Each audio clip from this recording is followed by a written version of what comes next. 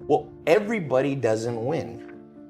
And the sooner you wake up to that biology is ruthless, man, then you get a little fear in you. And when you get a little fear in you, you start listening. When you see your life and anytime there should be pain, you go, no, no, no, no. It was just how it was meant to be. No, look yourself in the mirror sometimes and go, you know why I'm not happy? It's because I didn't listen 10 years ago and I got in the wrong career. You know I'm not happy?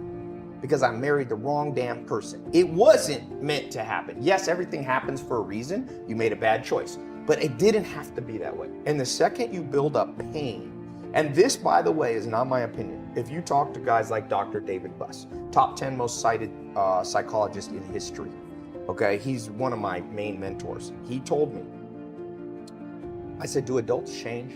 Like, we do all this self-help videos and podcasts. I said, am I wasting my time? He goes, yeah, kind of.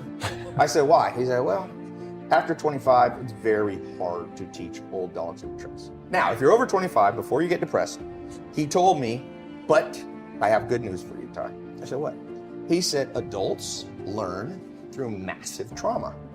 So you will learn. You have to let in some trauma into your life. And that's rough, but no pain, no gain. Like if you are 100 pounds overweight and you want to be able to play basketball, here's my news for you. Everything happened for a reason. You got fat because you ate too much and you didn't exercise. So welcome to the gym. And the first year is going to be hell, but that pain hopefully will reprogram your brain that every time you want to eat that nasty thing, go, wait, I don't want to go through that pain. So I think one of the myths of society is we won't let pain in. We just excuse it all away. Like, no, that was meant to happen. Oh, you wasted 20 years of life married to the wrong person in the wrong career? No, it was meant to happen. Where's the people who go, you fucked up, dude. You wasted 20 years and you will never get it back. You better go in your room and cry.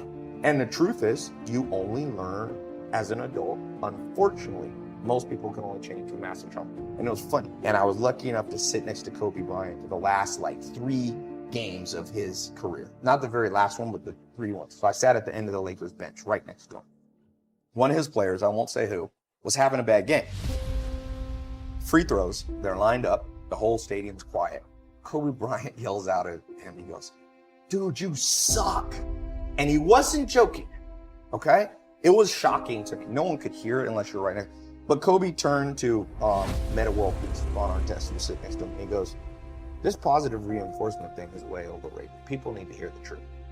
Ryan Kelly, he turned around and looked at Kobe, and I was so impressed. He said, I know.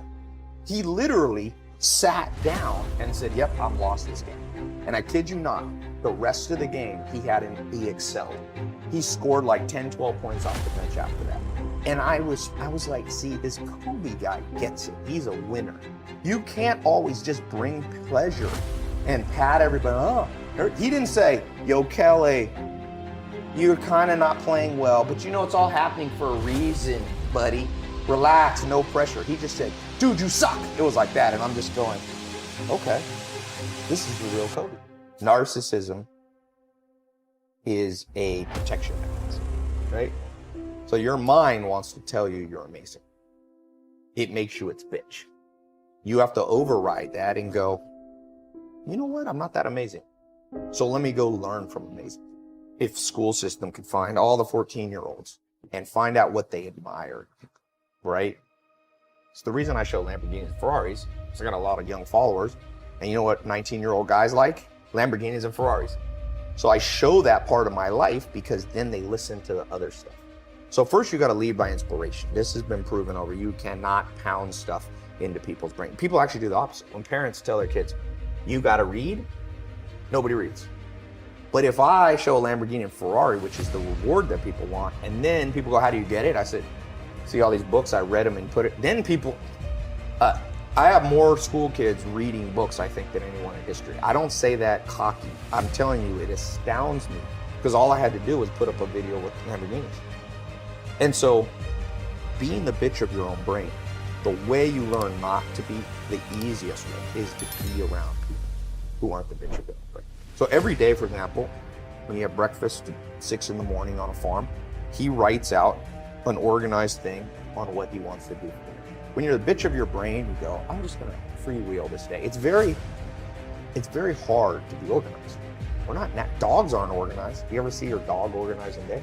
So if you wanna, you can either act on the animal side, which is just a wing life, or you can operate from a sense of logic and duty. And so I learned somewhat, I'm not even as good as Joel, to not be the bitch of my mind by just being around people. And so that's the best way. Find somebody that you look at them and you go, this is a person of discipline, motivation, self-motivation. They don't need external motivation. They're motivated from within, and spend all the time you can around them. You know, like someone wants to learn from you, I tell people, go walk up to Tom or a company like this and say, yo, I'll work for you for free for years if it needs to, because I need to be around. It's cumulative hours. Arnold Schwarzenegger, in his book, one of the great autobiographies, in my opinion, Total Recall, he has this principle, it's called reps and sets. He said, if you want muscle, it's reps and sets. Hours in the gym. And some people, you know, there's a lot of books now on, here's how you can work out 15 minutes a day. No, you can't. You're never gonna look like Arnold Schwarzenegger if you work out 15. I don't care what biohacking crap you do.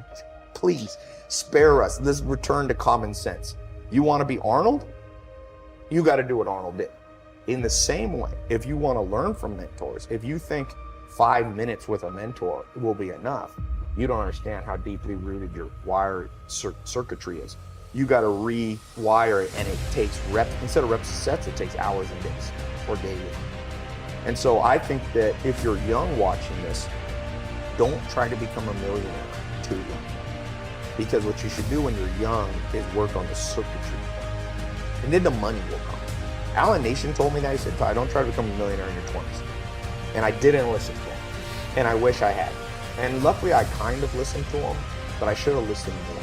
And so if you could take those formative years and just go on the adventure of life. That's why I went to India and a leper colony and went to live in the Amish, because I was like, Amish, all the good stuff you have, reprogram my brain. I'm sure on the narcissism score now, I score around 40 to 50, which isn't horrific, but isn't the best. Like I'm kind, and I guarantee you, if I hadn't gone to the Amish, I'd have been an 80 narcissist, and my life would have sucked. But now at 40 is kind of an acceptable. 42 is the last test. So it took me 2.5 years with them, you know? And so I think even as an older person, man, my dream in life, even today, is to find some badass and trick them into spending like 8 hours a day with me for 3 days a week. And whenever I do, like I said, 45 minutes with Arnold Schwarzenegger, I was so motivated. I was talking about Dr. David Buss. There's this test called the Dark Triad test, which, again, anything important like this, nobody ever learned it in school because schools are too stupid to take real powerful science and apply it to life. But the Dark Triad is a worldview barometer for everybody watching. You can take it.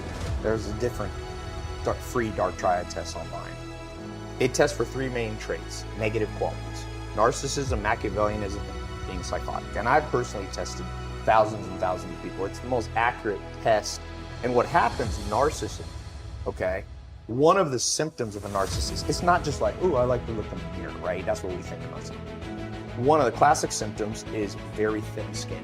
They're always offended. If you have a friend that anything you say constructively, they fall apart, it's almost always narcissism. Even if they're introverted, there's multiple forms. There's introverted narcissism, extroverted, exploitative, all these different sub-facets of narcissism. But we live in a society that's very narcissistic.